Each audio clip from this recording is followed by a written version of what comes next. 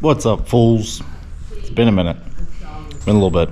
Been slacking on the video. Been freaking crazy busy just doing work. Just doing work from stuff like that to stuff like that to just whatever. So, anyway, wanted to kind of run down over this one. This one is one that we finished up not this last October, the October before, essentially. So, full deal.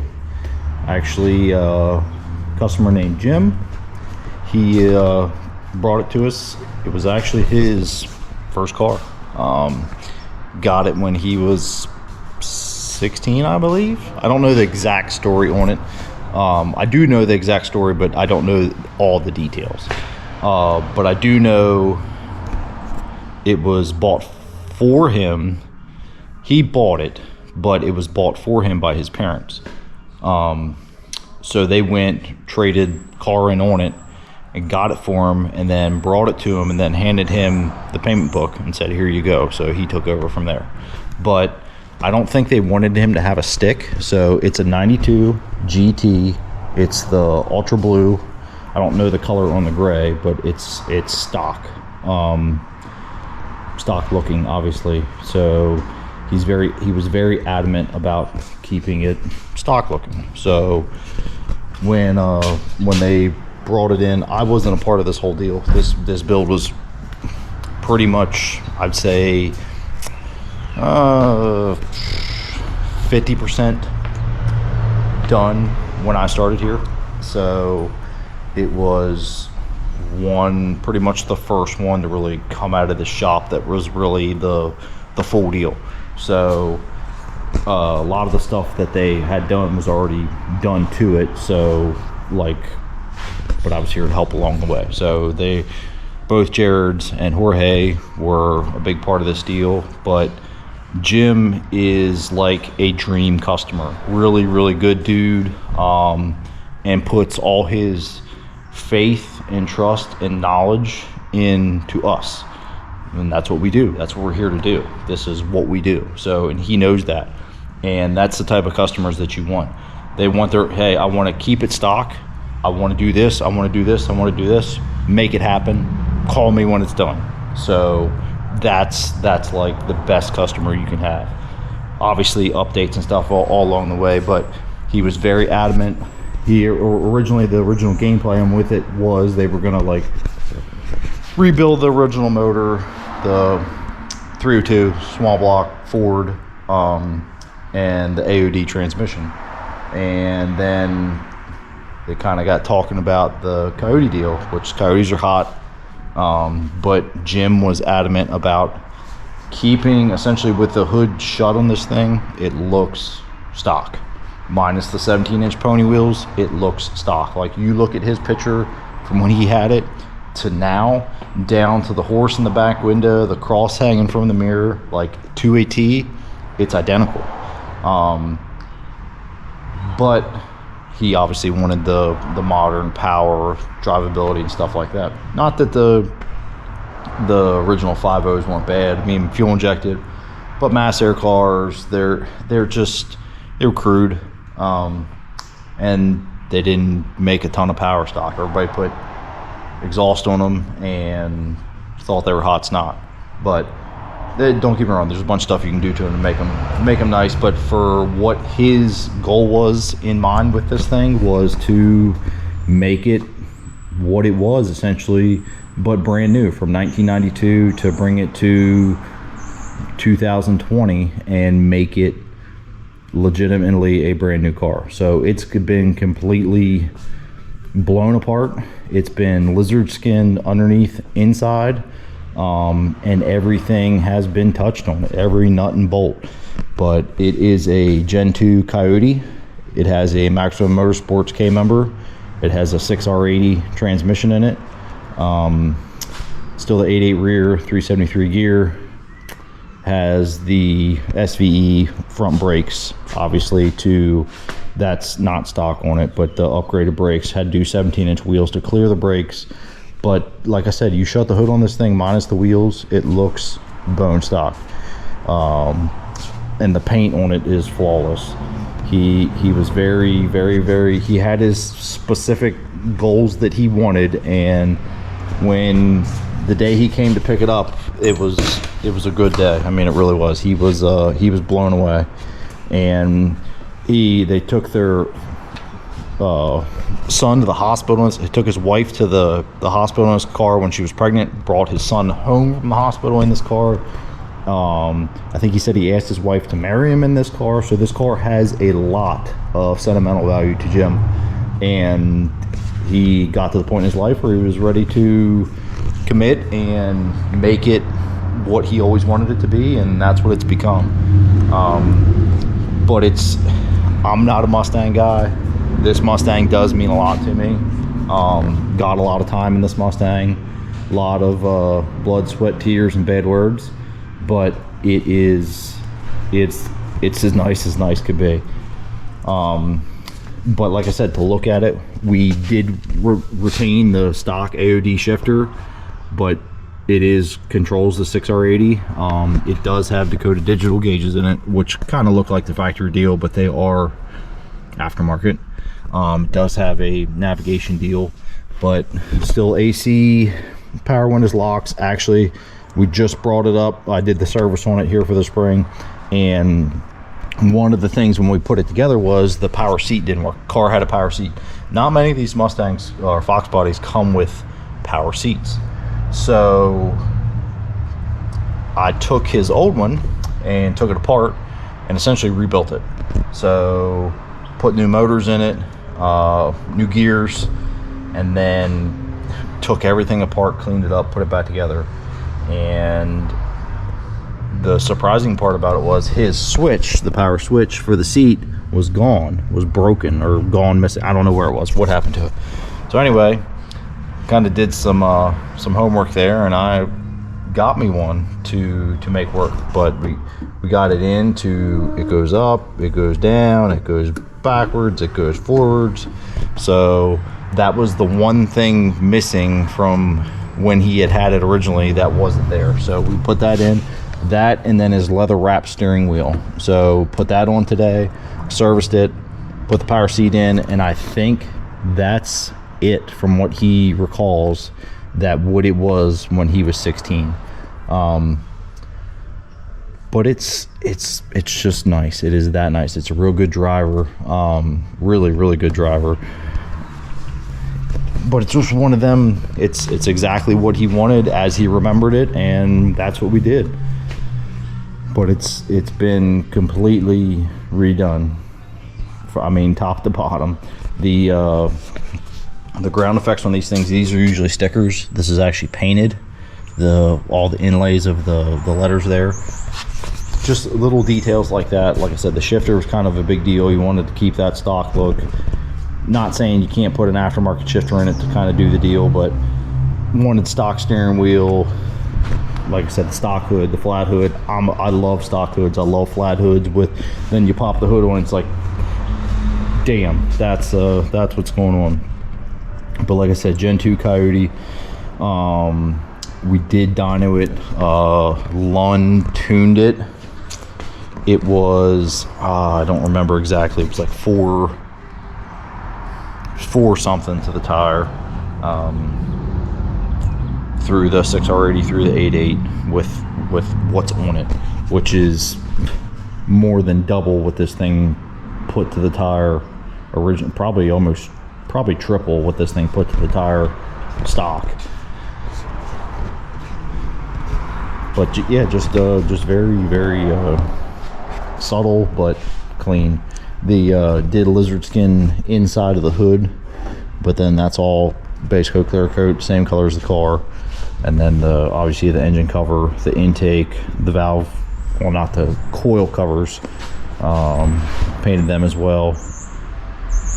And then it's a lot of the little stuff, like a lot of the Coyote swap stuff. The battery is not up front.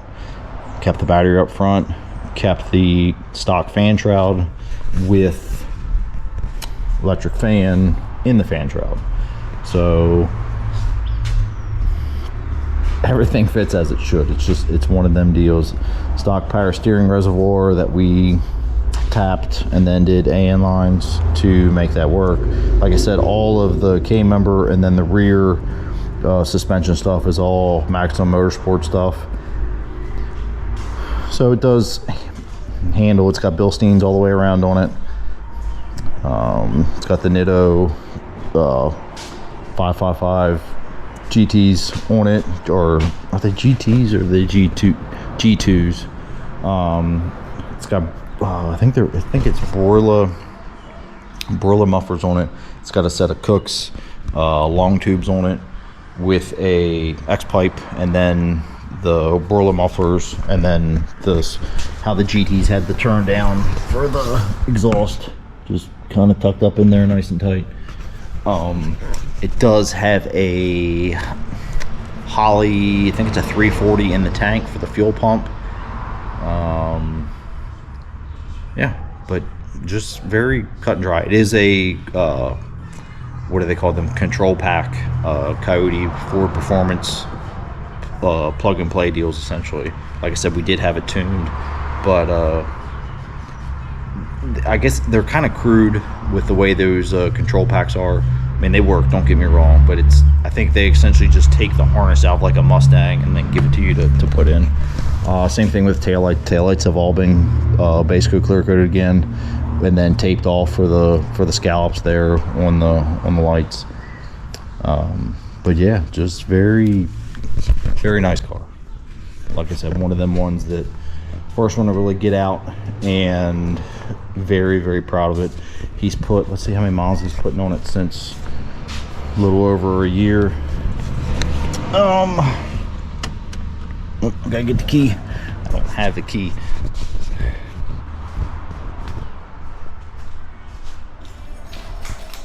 Let's see here.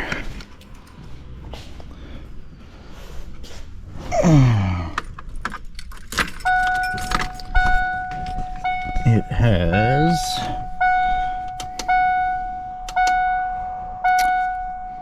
almost 4,000 miles on it, and about a year, I guess that's a year and a half. So he does drive it. We actually took it down to I trailered it down to North Carolina for him, and back in this past October for a show at Charlotte Motor Speedway called Foxtoberfest. Took it down there. I think there was, I forget how many of this, it was either, I think it was like 830 Fox body Mustangs in that show, one day show at Charlotte Motor Speedway there in Concord. Right off of, like, it was outside of the speedway. It was like right outside the tri-oval and going into turn one, that huge parking lot. It was insane. It was really cool. It was a really cool deal. We went down, they had some stuff there Thursday, Friday, and then the big show was Saturday. Really cool. It rained some. He was driving in the rain. It was a good deal. But the car is, it's very unassuming. I'll fire it up here. It's got some noise to it, but it's to look at it, just to walk by it in the park. Oh, it's just another Fox body Mustang. You know what I mean? But that was kind of the goal with it. And the sleeper subtle deal, that's what I'm about. I love it. So I'll fire this thing up here, and you can hear it. It's a little loud. The Coyotes are not a they have a sound, that's for sure.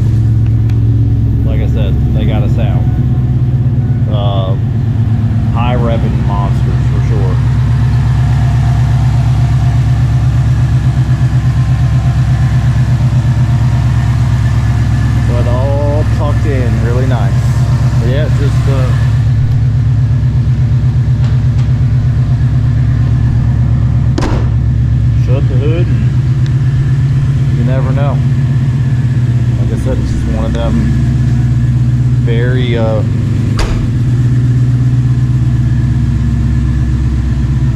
very clean job.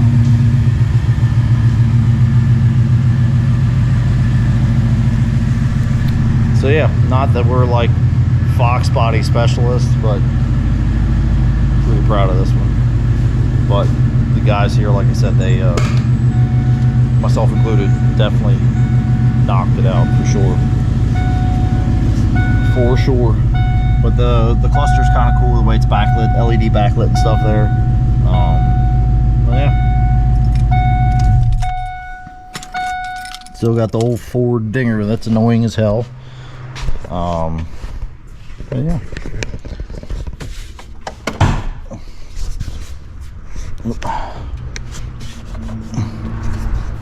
So yeah, just wanted to kind of run down through this one because, like I said, it's not up here often. He brings it up springtime for a service, which it's a freaking beautiful day. It's like 70 outside, which it's been snowing and raining and just craziness outside. But yeah, cool stuff. But go follow him. Jim is actually on Instagram. He has a page kind of set up for the car. It's he puts a ton of pictures up of what the car, like progress of the car and just kind of what it is. But it's let's see here, it's 92 Fox Reborn is what it is on Instagram. He like I said, he definitely puts a bunch of stuff up there, but it's that's his Instagram page, 92 Fox Reborn. But he's got a bunch of stuff up on there from various points. And then when that's actually down at the Foxtoberfest show. But yeah, go follow him, check him out. He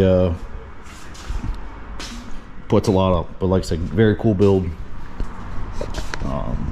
Yeah, there again, don't talk about it, be about it. And this is one of them ones you're proud to be a part of. So there again, Auchey Restorations. Go follow us, hit us up. We got Instagram, this old YouTube's, the website is auchey.com. So yeah, hit us up, check us out. If you need something, let us know, try to fix you up. So later, fools.